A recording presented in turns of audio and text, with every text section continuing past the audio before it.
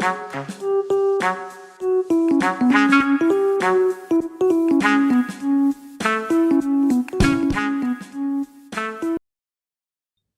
bienvenue dans cette nouvelle émission où on va parler de l'image de marque, la définition et ses composantes. Dans cette vidéo, j'aimerais vous transmettre les clés d'une bonne gestion de votre image de marque.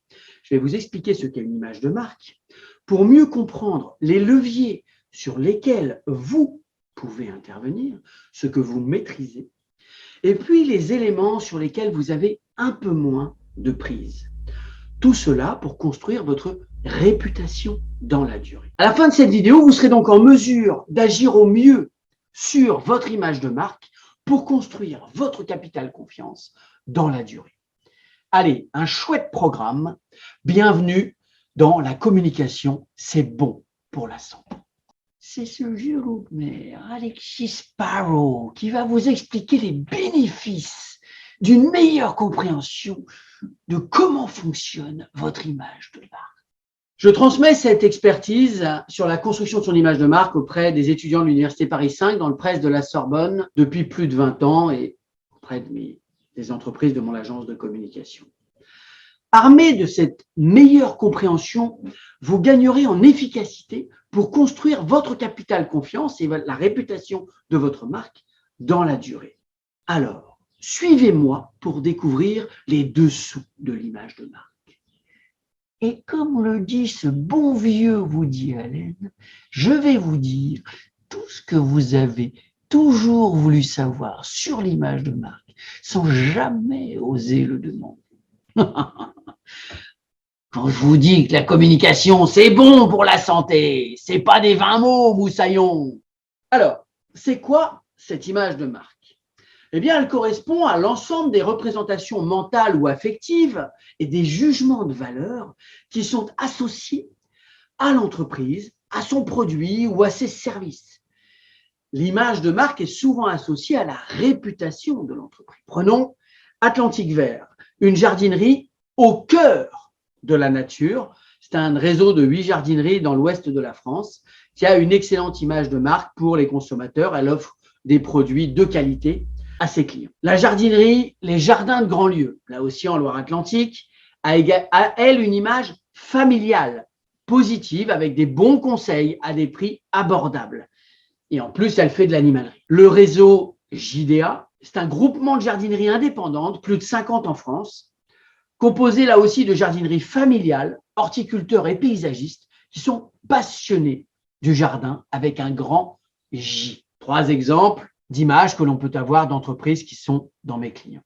L'image de marque a 3 composantes, l'image réelle, l'image subjective et l'image désirée. On va revenir sur ces 3 composantes parce qu'elles sont essentielles pour bien comprendre les leviers que vous maîtrisez et ceux sur lesquels vous avez un peu moins de prise. Donc, les composantes de l'image de marque. Cette image réelle, c'est quoi? On parle aussi d'image objective. Eh bien, c'est ce qu'est l'entreprise. Une jardinerie, elle vend des plantes, des fleurs et éventuellement de l'outillage de jardin. Une boulangerie, elle vend du pain, des viennoiseries et éventuellement de la pâtisserie, c'est un boulanger-pâtissier. C'est essentiel, cette image réelle, parce que c'est ce qu'on cherche sur la toile. Je vais vous prendre l'exemple de la ressourcerie. Qu'est-ce que c'est qu'une ressourcerie? Est-ce que quelqu'un tape sur le net « je cherche une ressourcerie » Est-ce que quand vous êtes dans votre voiture et vous cherchez une ressourcerie? Non, une ressourcerie, c'est un endroit où on vend des objets de seconde main, où on vend des objets d'occasion. Et donc, le mot ressourcerie, si mon image réelle, c'est ressourcerie, il y a des chances que les gens ne me trouvent pas, ni sur le net, ni dans la voiture, quand je vais voir des panneaux sur la route. Par contre, si je mets magasin de vente d'occasion, magasin de seconde main, là, je suis cohérent et mon image réelle va permettre à l'internaute de me trouver.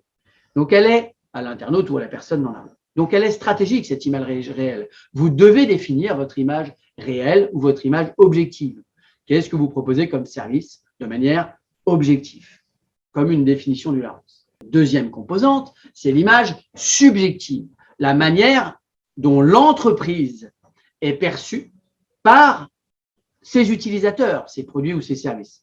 J'ai ressenti, j'aime ou j'aime j'aime ou j'aime pas, les commentaires que je vais mettre sur la toile, positifs ou négatifs. À vous de former vos équipes pour que le ressenti soit bon et en accord avec vos valeurs, pour que l'image subjective, quand je suis venu dans votre restaurant, quand j'ai visité votre jardinerie, quand j'ai utilisé vos services en ligne, plus vos équipes, les ressources que vous allez mettre seront cohérentes et en accordance avec vos valeurs, plus normalement l'utilisateur aura une image positive de vos produits et vos services. Mais cette subjectivité, vous ne la maîtrisez pas totalement. Troisième élément d'une composante de l'image, c'est l'image désirée. C'est la manière dont dont l'entreprise, dont vous allez communiquer pour faire et expliquer vos bénéfices, pourquoi venir chez vous, quels sont vos avantages concurrentiels, quel que soit le canal de diffusion, que ce soit les réseaux sociaux, des outils d'impression traditionnels, le digital, votre site internet,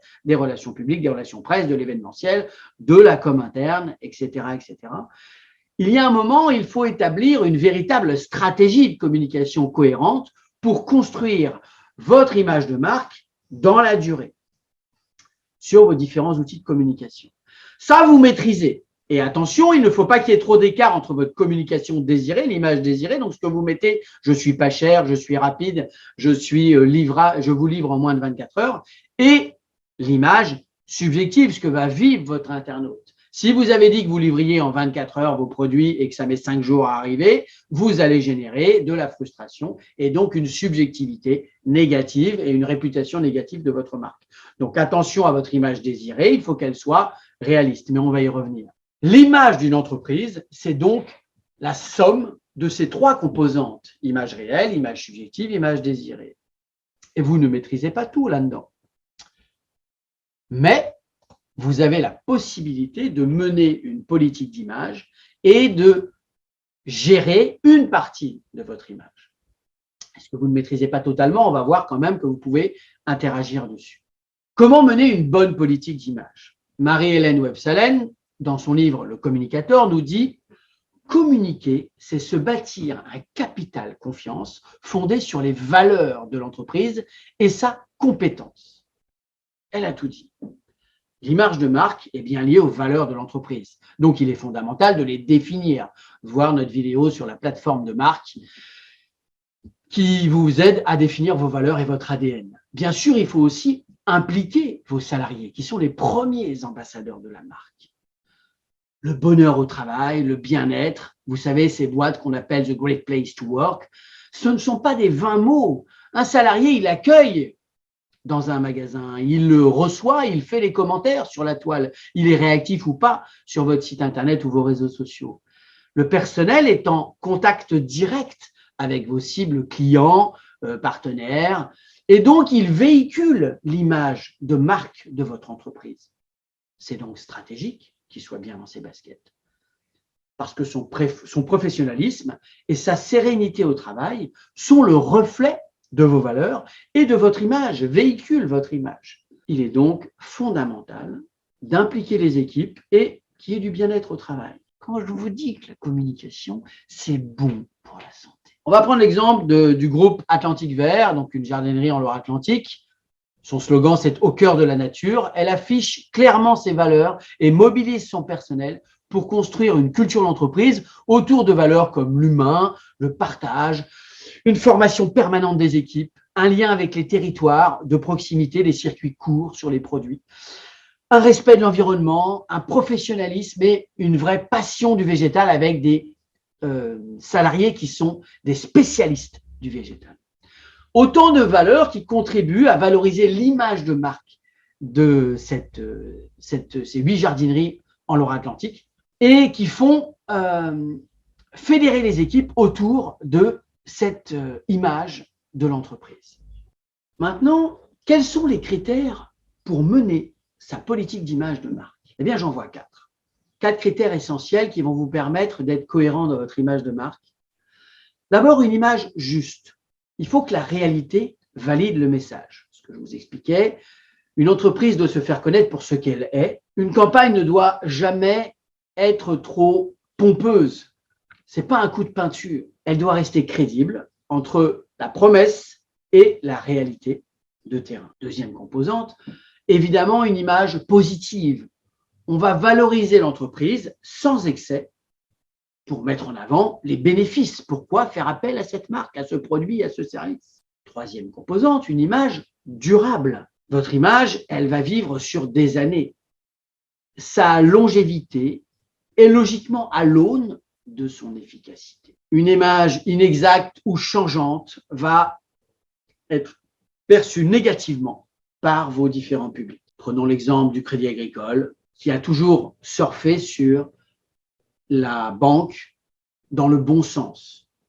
Et ces différents slogans se sont adaptés au fil du temps, mais on est resté sur ce bon sens paysan qui est à l'origine du Crédit Agricole. Donc, on est bien sur une image durable. Maintenant, dernier élément, quatrième point pour mener une bonne politique d'image, l'originalité. Évidemment, votre image doit se distinguer de vos compétiteurs, avoir un positionnement fort, impactant et démarquant. Là aussi, revoyez notre vidéo sur comment construire votre positionnement et prenez l'exemple de Canal+ avec ses vidéos sur l'originalité de ses scénaristes. Maintenant, j'aimerais aborder les points de vigilance dans la gestion de votre image. C'est important de comprendre que l'image de marque, il y a 3 écueils que j'aimerais que vous ayez à l'esprit. D'abord, l'image de marque est changeante. Ça veut dire qu'elle évolue dans le temps. Il est donc nécessaire de régulièrement faire un audit d'image auprès de vos clients, de vos partenaires, des usagers de votre marque et de ceux qui ne vous connaissent pas pour savoir où en est vos forces, vos faiblesses, qu'est-ce qui fonctionne dans votre marque, dans votre produit ou dans votre service. Rien n'est acquis en termes d'image, surtout avec l'avènement des réseaux sociaux et des commentaires en ligne. Il faut vraiment penser qu'elle est changeante et il faut donc la surveiller comme le lait sur le feu. Deuxième point, l'image de marque n'est pas universelle. Ça, c'est un élément aussi fondamental. L'image varie en fonction des publics considérés. Vos salariés ont une image de marque de l'entreprise. Vos usagers, donc les gens qui achètent vos produits et vos services, vos clients, ont une image de vos produits et vos services. Et pas tous la même, parce qu'ils n'utilisent pas tous les mêmes produits et services de votre entreprise. Vos partenaires, vos financiers, bref, votre image de marque n'est pas universelle. Il faut donc analyser en interne et en externe, auprès des différents publics cibles, quelle perception ils ont de la marque. Et là, vous aurez une idée un peu plus précise d'où en est votre réputation et vos forces et vos faiblesses. Troisième point que j'aimerais aborder sur ces points de vigilance, l'image de marque n'est pas un phénomène abstrait, mais bien une représentation d'un état de fait. Suivre la vie de son image.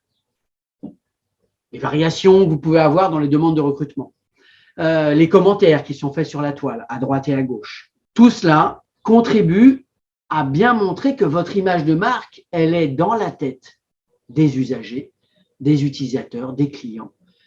Elle est concrète. Je le trouve pas cher, je le trouve rapide, je le trouve un bon rapport qualité-prix. Ce n'est pas du tout de l'abstrait, l'image de marque. C'est très concret puisque c'est comment les gens vous perçoivent. Et donc, il est fondamental de répondre à tous les commentaires qui sont mis sur la toile, sur les réseaux sociaux, sur vos blogs et vos différents outils de visibilité digitale. Je réponds aux avis négatifs, je réponds aux avis positifs également, pour remercier la cible de toute l'attention qu'elle a portée, elle a pris le temps de mettre un avis. J'y réponds. Vraiment, ces 3 points de vigilance me semblent essentiels. L'image de marque est changeante, elle n'est pas universelle et elle n'est pas abstraite, elle est très concrète. Avec ces éléments-là, vous serez plus en mesure d'éviter les écueils, l'écueil qui consiste à dire « je suis sûr que tout le monde m'aime ». Non, non, tout le monde ne vous aime peut-être pas. Et en même temps, on ne peut pas toujours plaire à tout le monde. En conclusion, en matière d'image, rien n'est acquis. Vous ne maîtrisez pas tout, mais vous avez le devoir de gérer ce que vous pouvez gérer, l'image réelle et l'image désirée. Ça, vous pouvez le gérer. Pour susciter une image de marque subjective, positive, ce qu'on appelle la bonne réputation. S'il y a trop d'écart entre la promesse de votre communication et la réalité terrain, je ne citerai pas une grande marque de transport ferroviaire qui a probablement un petit décalage entre sa communication et la réalité terrain. Non, je ne le citerai pas, mais je pourrais. vous risquez de créer de la défiance autour de votre marque. Dernier point pour conclure, anticipez les facteurs de risque de votre marque, de votre produit, de votre entreprise. Il faut analyser les risques de crise pour anticiper une perte potentielle d'image, évidemment mettre les garde-fous en place pour éviter que le risque n'arrive, un risque d'accident, un risque de dysfonctionnement grave. Là aussi, je pourrais reprendre les petits problèmes de l'agroalimentaire en ce moment. Tout cela aurait pu être sûrement anticipé si on avait analysé les risques. Une crise, c'est tout de suite de la défiance pour les consommateurs, de la perte de confiance, donc une image de marque dégradée. On verra ce point en détail dans une prochaine vidéo sur comment anticiper votre com de crise. Mais déjà, vous avez les éléments essentiels pour construire votre image de marque, maîtriser ce que vous pouvez maîtriser et ajuster au mieux ce que vous ne maîtrisez pas totalement. Allez, en bonus, je vous mets à la fin, dans les commentaires de cette vidéo, je vous mets tout le lien pour construire votre image de marque avec des exemples concrets des cas clients autour des jardineries qui sont mes clients. Et je les en remercie. Allez, la communication, c'est bon pour la santé. À très bientôt pour une nouvelle émission.